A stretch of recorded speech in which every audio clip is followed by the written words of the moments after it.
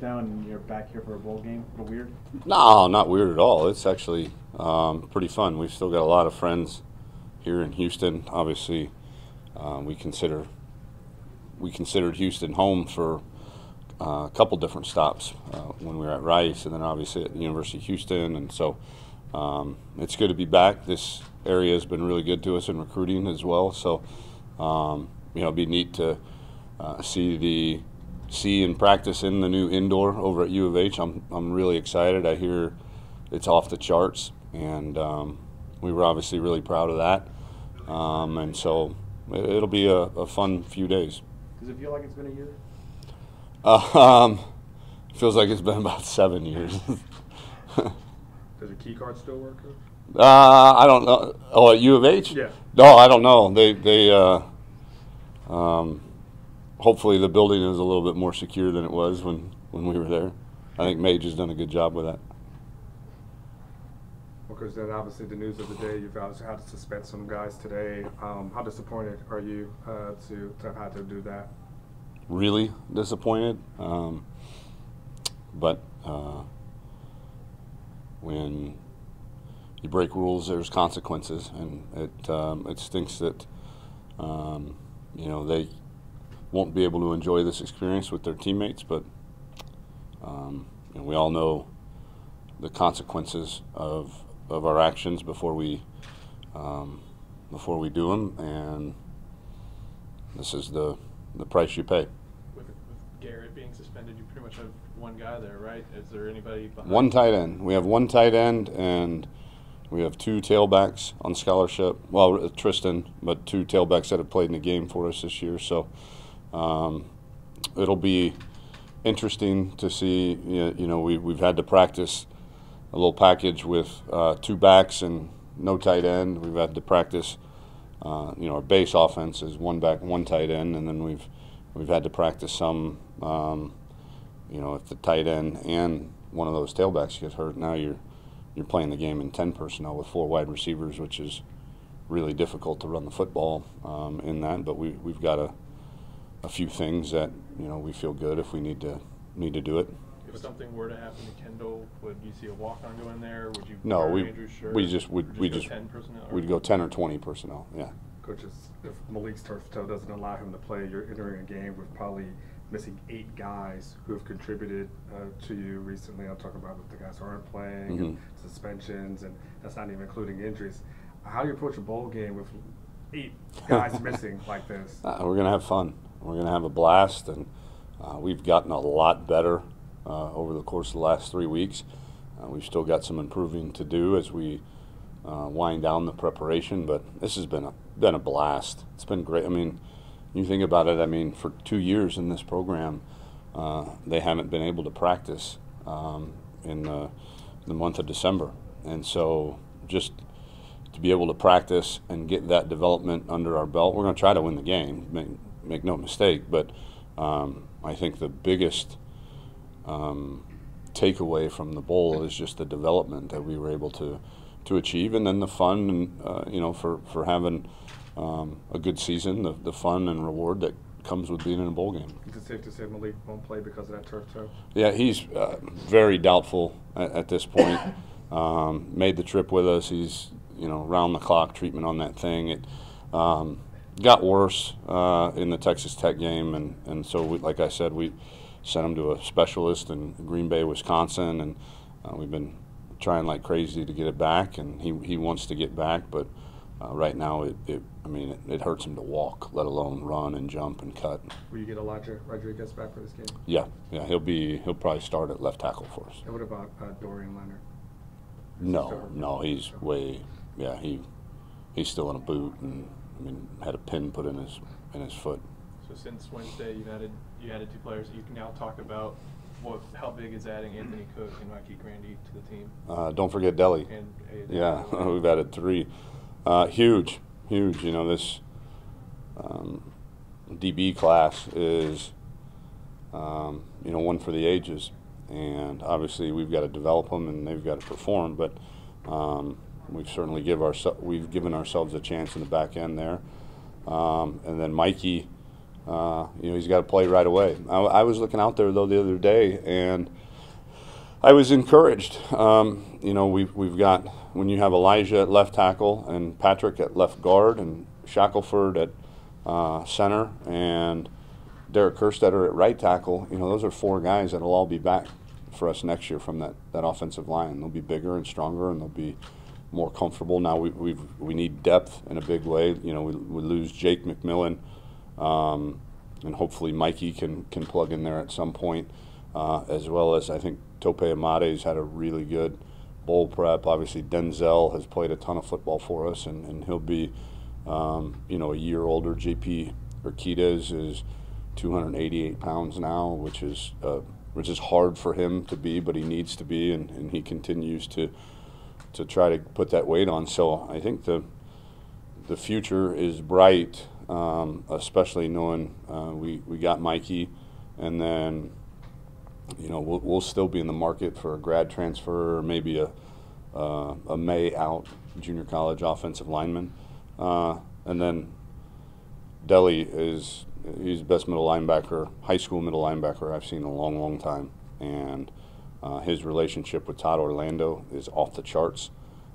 It was the reason that we survived some really powerful late in recruiting pushes. Guys, other schools out there, sending articles that were written as fact about, some things that go on our team, and those coaches then jump all over that and run with it and put it in front of different recruits and say, look, this is fact. It's on the internet, so it must be fact. And so really took that relationship and really, it took the relationship that Todd has with Deli to combat that, and we were fortunate that we did, because I think of all the true freshmen, he's so physically ready already, just from a physical maturity and strength standpoint, that I wouldn't be shocked to see him, in that lineup pretty quickly. I know whoever starts at quarterback doesn't mean that's going to be the person that finishes the game, but if it was today, would Shane go out with the ones? Yeah, and I feel pretty certain that he will on Wednesday too. You talk about development, and on the side of Missouri, with the way they finished the season and them having these 3 weeks under their belt too, are you expecting a really tough team? Yeah, I mean they had a lot more momentum going into those few weeks of practice than we did, obviously, with winning 6 straight games, and their quarterback finishing the season as the #1 touchdown passer in the country, and their defensive front is about as good as we'll play this year. Play really hard, they're quick, they move a lot in terms of slants and angles and twists. So we will have our work cut out for us for sure. Coach, what did you think of the job? I know you had your own team to think about, but seeing what Major did with U of H in the first year, what did you think? Did this surprise you at all? No, I was really proud of him. Had some big wins, against Arizona and South Florida, and was able to transition into that new indoor. I think I talked to him yesterday. Signed 21 guys while he was in the state of Hawaii. Another unintended consequence of this early signing period. But he's got a lot of momentum right now. That program's in really, really good hands with him. And again, it starts at the top with Renew Couture and Tillman Fertitta providing him with the resources necessary to compete for championships.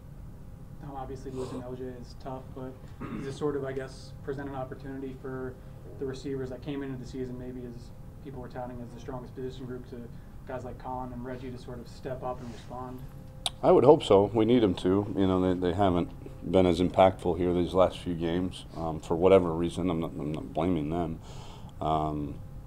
It just hasn't worked out that way. So hopefully we can get those guys untracked a little bit and get them open, making plays, running a little bit with the football, and so I would love for that to happen. What's their I guess mindset kind of been like? 'Cause like you said, it's been sort of a weird inconsistency for everybody.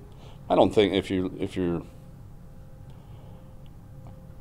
they just want to win. I mean, if it's a, hey, let's go out and prove something to somebody, no, we've figured that part out. We're not in the business of proving anything to anybody except the people in that locker room. Those are the only people that our team cares about and what they think of them. And so, but I do think they have seen games and situations where they have helped us play really well, and I think they're eager and competitive to try to make this game one of those games.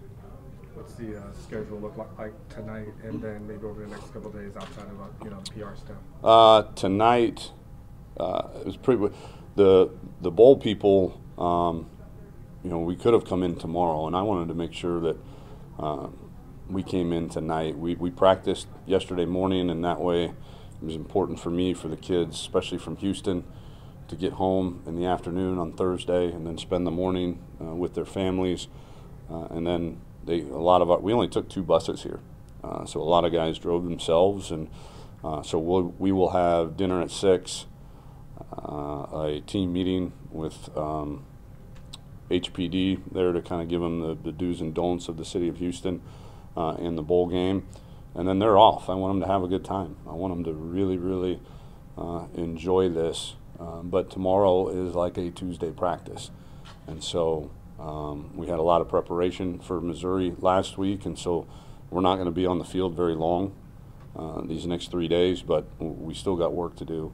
And so tomorrow morning we'll practice as coaches. We'll grade the film after practice, get over here and script for Sunday's practice, and then I think we have the rodeo, I believe, is tomorrow late afternoon, evening, and then from starting tomorrow there'll be a pretty significant curfew. But tonight we've got a whatever it is 1 a.m. curfew, and we want our guys to go have fun. And my last thing just on the quarterback stuff is your decision to go with Shane so far, especially after you started Sam against Tech. Was it just the turnovers, or did Shane do something within practice to kind of get that job? Both. I think I've had some really good but hard at times conversations with Sam in terms of turning the ball over. I think when he's good, when he's on, and like he was against Oklahoma or Kansas State, I mean, it is really fun to watch him play.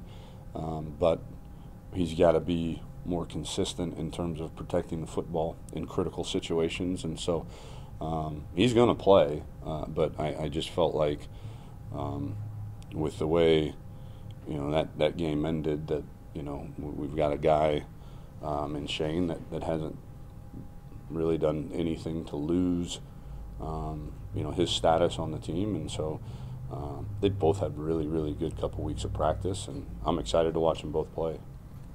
All set? Do you expect any more signatures or faxes to come in before the signing period's over? No, it's midnight tonight, so no.